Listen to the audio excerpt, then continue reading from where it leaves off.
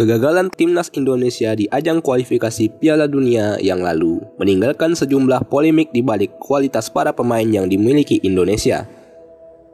Skema taktik yang belum terlaksana dengan lancar, umpan-umpan pendek yang masih sering salah, dan tentunya secara gamblang terlihat di mana timnas hanya dapat mampu merebut 1 poin dari 8 pertandingan yang dijalani selama ini. Pelatih Sintayong tentunya sulit menerapkan skema taktik dikarenakan Shin terlebih dahulu harus membenahi fisik kemampuan timnas yang jujur saja masih lemah di bawah standar dibanding pemain-pemain negara lainnya. Maka dari itu banyak timbul spekulasi dan permintaan warganet tentang pemanggilan pemain keturunan ke tim nasional Indonesia agar segera diwujudkan. Kami mencoba menyusun skuad timnas Indonesia bila semua elemen pemain dari keturunan maupun Indonesia asli digabung menjadi satu. Di posisi kiper ada nama pemain keturunan Indonesia dan Belanda yaitu Benjamin Van Leer. Usianya kini telah menginjak 29 tahun dan akan segera berkepala 3. Namun soal pengalaman, ia tak diragukan memiliki jam terbang mumpuni di kompetisi Eredivisie Belanda. Ia berkarir di beberapa klub seperti Ajax Amsterdam, Roda JC, NAC Breda, dan kini di Sparta Rotterdam. Berdasarkan Transfermarkt, ia telah memainkan 105 pertandingan di Eredivisie dan berhasil mencetak 20 clean sheet. Posisinya sebagai kiper membuat Benjamin masih bisa setidaknya 7 hingga 8 tahun lagi berkarir di sepak bola dan bisa menjadi kompetitor yang pas di tim nasional bagi kiper muda asli Indonesia seperti Nadeo Argawinata, Muhammad Riyandi, dan Muhammad Adi Satrio. Sebenarnya masih ada kiper keturunan lainnya yaitu Emil Audero Mulyadi yang berusia 24 tahun dan kini bermain untuk Sampdoria. Namun mengingat ketatnya aturan di Liga Italia menyangkut kewarganegaraan pemain membuat Emil masih berpikir 1000 kali untuk membela timnas. Namun semua masih bisa terjadi di masa depan. Bila suatu saat Emil memenuhi panggilan timnas Indonesia, maka dipastikan timnas memiliki stok kiper yang mumpuni nantinya. Di posisi bek tengah, Indonesia memiliki banyak bek potensial seperti Elkan Bagot yang membela Ipswich Town, Mads Hilgers dari FC Twente, dan Justin Hubner dari Wolves. Bahkan Bagot dan Hilgers telah memiliki cap bersama klub senior mereka. Dengan umur mereka yang masih di bawah 21 tahun, tentu memiliki prospek panjang menjadi palang pintu terakhir timnas Indonesia. Namun, keputusan tetap berada di tangan mereka yang masih menimbang kesempatan untuk ambil bagian bersama timnas senior, di mana mereka tentunya masih mengintip peluang untuk masuk timnas di negara tempat mereka berkarir kini. Kita pun harus memaklumi keputusan Bagot yang batal bergabung bersama timnas senior Indonesia pada kualifikasi Piala Dunia yang lalu. Namun, bila mereka akhirnya memilih Indonesia, maka kelemahan-kelemahan sektor belakang timnas yang selama ini menjangkiti dari sisi postur badan dan bola-bola atas dapat diperbaiki. Selain para pemain muda keturunan tadi, ada juga Darren Sidol yang kini bermain di Segunda Divisi 2 bersama Hercules CF. Mereka juga dapat dikombinasikan dengan beberapa pemain timnas senior yang memiliki jam terbang di liga luar seperti Ryudi Urtomo yang pernah bermain di Thailand dan kini bermain di Penang FA Malaysia, Rudolf Yanto Basna dengan jam terbangnya yang mumpuni di Liga Thailand, kemudian bek-bek tengah lainnya seperti Andi Setio, Rahmat Irianto, kemudian bek-bek muda seperti Rizky Ridho dan Koko Ari Arya. Di posisi bek kanan ada Sandy Walsh yang terang-terangan berkeinginan untuk membela timnas Indonesia. Pemain berusia 26 tahun dan berposisi sebagai bek kanan ini telah menjalani 24 pertandingan bersama Cafe McHellen dengan torehan 3 gol dan 3 assist. Walsh juga bisa bermain sebagai bek tengah. Selain itu, di posisi ini juga ada nama Kevin Dix. Ia kini bermain di Aarhus GF sebagai pemain pinjaman dari klub Serie A Fiorentina. Dix yang berusia 24 tahun juga dapat diposisikan sebagai bek kiri maupun gelandang bertahan. Kedua pemain keturunan ini akan menjadi pesaing yang kuat bagi Asnawi Mangkualam. Asnawi kini bermain di K-League 2 bersama Ansan Greeners dan telah bermain di 5 pertandingan dan menciptakan 1 assist. 3 bek kanan tadi merupakan komposisi kuat di sektor kanan timnas dan bakal lebih baik Apabila ditambahkan pemain-pemain muda keturunan lainnya seperti Joseph Simatupang dari Blackburn dan Bagas Kava sebagai penerus bek kanan timnas Indonesia. Di posisi bek kiri ada Shane Patinama. Pemain keturunan Indonesia Belanda ini bermain bersama Telstar dan telah menciptakan 27 pertandingan di Keukenkampion divisi dengan mencetak 4 gol dan 4 assist. Di klub barunya asal Norwegia yaitu Viking FK, ia telah menjalani 4 pertandingan dan mampu menciptakan 2 assist. Dengan statistiknya ini dapat memanjakan penyerang timnas dengan umpan-umpan silangnya. Selain Shane, ada juga Jordi Tutuarima yang bermain di The Graafschap. Musim ini, ia telah menjalani 29 pertandingan dengan torehan 2 gol dan 3 assist. Shane dan Jordi dapat menjadi pesaing tangguh bagi Pratama Arhan di posisi bek kiri. Arhan selain memiliki spirit yang tinggi juga memiliki lemparan jauh yang mumpuni. Selain Jordi yang telah berusia 28 tahun, Shane dan Arhan masih berusia muda. Shane 22 tahun dan Arhan 19 tahun. Kemudian stok bek kiri lainnya ada juga bek kiri muda potensial lainnya seperti Salman Al-Farid dan bek kiri senior Ricky Fajrin yang menjadi opsi terakhir. Di posisi gelandang tengah ada nama Jordi Weerman. Ia merupakan pemain FC Luzern yang sedang dipinjamkan oleh Feyenoord. Di Liga Swiss tersebut, ia telah menjalani 19 pertandingan dan dirinya juga telah debut bersama Feyenoord di Eredivisie Belanda. Pemain berusia 22 tahun tersebut berambisi menembus skuad utama Feyenoord di musim depan. Jordi dapat menjadi pesaing mumpuni bersama dengan Syahrian Abimanyu, pemain yang kini bermain di Johor Darul Takzim dan sempat dipinjamkan ke klub Australia Newcastle Jets. Para penerus mereka pun masih ada nama Brilian Aldama dan David Malona, pejebolan timnas U16 dan U19 yang kini bermain di Eropa, tepatnya klub Kroasia HNK Rijeka.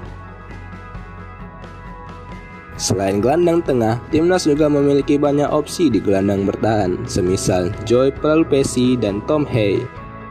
Joy bermain di Sheffield Wednesday dan telah memainkan 39 pertandingan bersama klub tersebut. Sementara Tom Hay bermain untuk NAC Breda di kasta kedua Liga Belanda.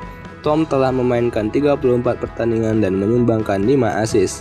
Posisi pemain berusia 26 tahun tersebut juga dapat digeser sebagai gelandang tengah dan serang. Stok gelandang bertahan timnas juga masih menyisakan pemain seperti Kuailit Mustafa. Kuailit yang merupakan asli berdarah Aceh dan masih berusia 21 tahun.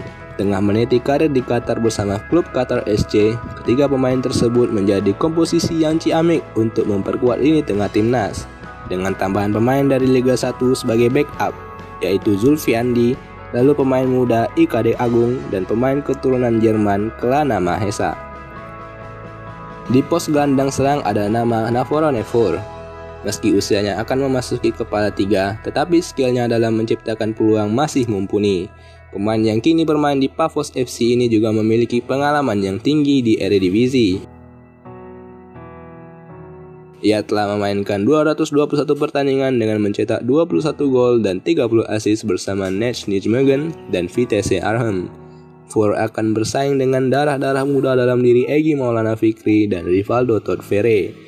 Todfere yang sempat bermain di Thailand diharapkan juga mampu terus meningkatkan level tertingginya.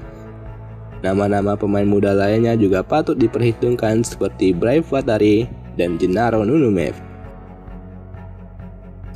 Di posisi sayap sebenarnya tidak banyak pemain keturunan, namun ada beberapa pemain Indonesia yang tengah bermain di luar negeri, seperti Witan Sulaiman bersama FK Ragnik Srudulika dan Sadil Ramdhani bersama Sabah FA. Witan berposisi sebagai sayap kanan dan Sadil di kiri. Di posisi ini juga masih banyak sayap-sayap lincah yang masih bermain di Liga 1 seperti Osvaldo Hai, Yakob Sayuri, Febri Haryadi, Eko Simajuntak, dan Irfan Jaya. Lalu pemain jebolan Garuda Select dan U19 seperti Irfan Jauhari dan Muhammad Supriyadi. Di posisi penyerang ada nama Ragnar Oran Mangun. Pemain berusia 23 tahun ini bermain bersama SC Cambuur di Divisi 2 Belanda. Posisi aslinya yaitu sebagai sayap dan gelandang serang. Performanya terbilang apik bersama Cambuur dengan mencetak 8 gol dan 2 assist dari 22 pertandingan yang dijalani. Ragnar tidak sendiri, ada juga pemain blasteran Jepang yaitu Riki Matsuda. Ricky yang kini bermain di J1 League bersama Cerezo Osaka memiliki banyak pengalaman di J2 League. Total ia melesakkan 26 gol dan 17 assist dari 155 pertandingan yang dijalani. Walau dirinya juga akan memasuki usia kepala 3, tapi pengalamannya juga patut diperhitungkan sebagai salah satu juru godar timnas. Ragnar dan Ricky bisa memberikan persaingan ketat dan ilmunya kepada calon juru godar timnas di masa depan seperti Muhammad Rafli, Sadam Goffer, Jack Brown hingga Bagus Kakvi yang kini bermain di Belanda bersama Willem II. Sebenarnya banyak lagi pemain keturunan yang berkualitas di luar sana yang tak mungkin disebutkan semuanya satu persatu. Indonesia memiliki talenta-talenta yang berlimpah tidak hanya di Indonesia, namun juga talenta keturunan di luar negeri. Bila komposisi pemain yang telah disebutkan tadi digabungkan, yaitu pemain keturunan di luar negeri dan pemain berdarah asli Indonesia yang tersebar di kompetisi Eropa dan Asia, lalu beberapa di Liga 1 Indonesia, maka akan membentuk poros timnas yang kuat dan dapat membangkitkan timnas Indonesia kembali menjadi macan Asia.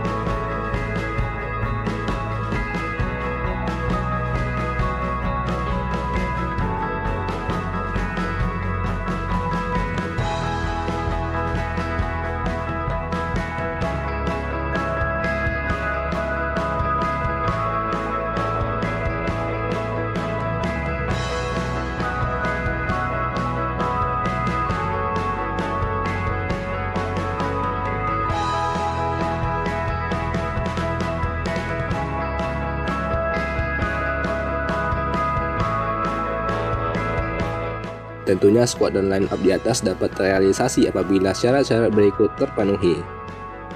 Yang pertama, pemain keturunan tersebut menerima panggilan timnas Indonesia. Yang kedua, pemain keturunan tersebut dapat stabil bermain di level tertinggi di Eropa.